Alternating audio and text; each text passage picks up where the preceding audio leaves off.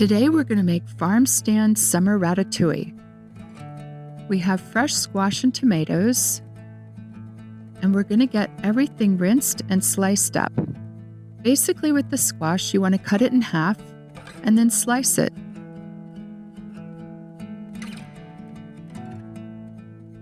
For the bell peppers, we cut all the sides off and dice those up.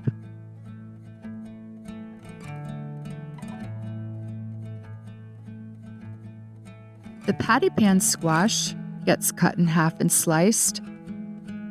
These are all fresh summer squash from the farm stand.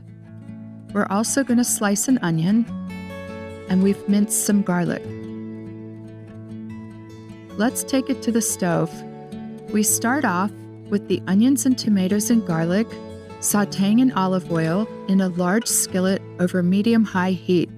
We also have fresh micro-basil, and you can use fresh chopped basil as well. Now we're going to add the squash and give it all a good stir, just to make sure everything's coated in oil. From there, it's going to go into a 390-degree oven and roast for 20 to 30 minutes until it's soft. You can remove it from the oven, and we're going to finish it with Parmesan cheese and some red Korean pepper.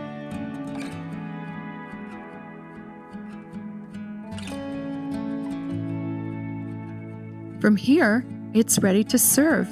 It makes a great vegetable side dish, and you can also use it over your favorite protein or in a pasta.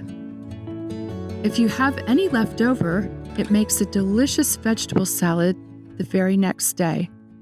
Hope you enjoy!